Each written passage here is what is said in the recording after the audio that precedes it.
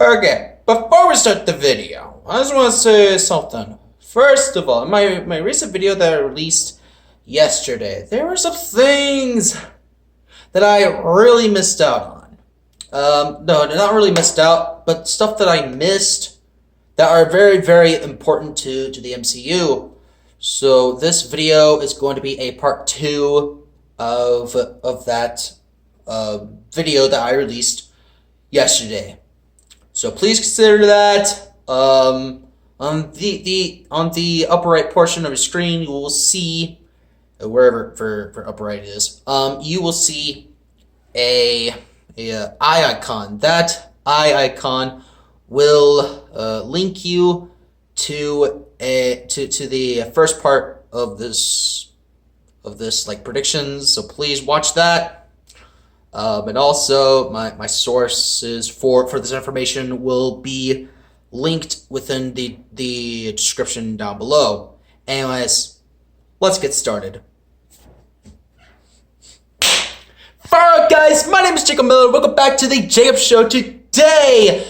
Oh buddy. Okay, so, ladies and gentlemen, we are going to be talking about more MCU future predictions. Or speculation. Now, spoilers for Spider-Man Far From Home. If you haven't seen it yet, go see it. You know, the movie's actually really, really good. I do like Mysterio, but Spider-Man, not so much. I'll talk about that in a later video, though. However, let's talk about speculation and predictions. Again, spoilers for Spider-Man Far From Home. But let's go talk about the future of the MCU and what we might get.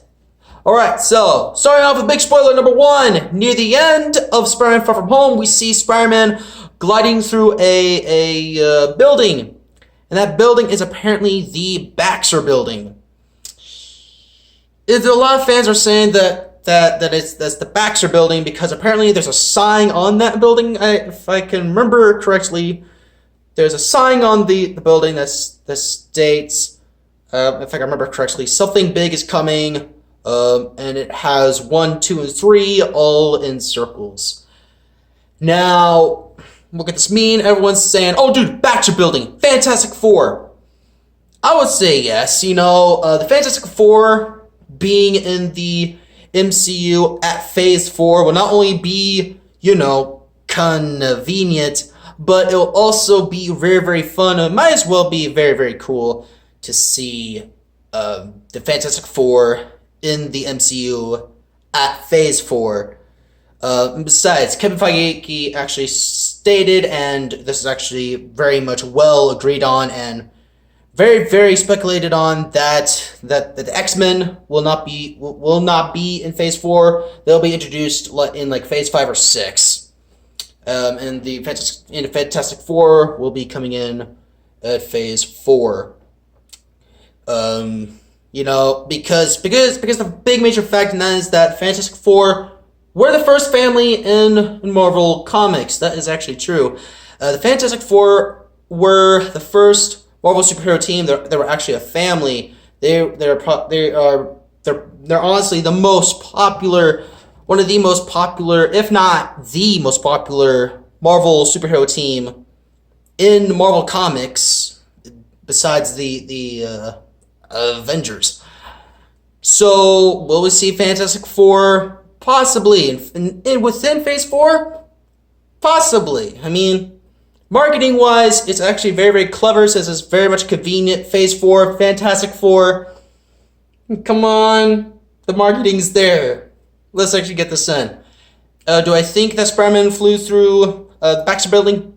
No, I think he just flew through a random building, and those the 1, 2, 3 were just, you know, a reference to the previous phases of the MCU. Okay, so let's go talk about the second after credit scene, where we see Nick Fury in space. Now, many people are actually debating about this. Everyone's saying that it could be Sword, and I've heard someone say that could be the Alpha Flight Initiative. If you all don't know who in the world the Alpha Flight Initiative or Sword is, let's explain Sword first. Sword is pretty much Shield but in space. Okay, Sword monitors space just like how Shield monitors Earth and stuff. You also have the Alpha Flight Initiative.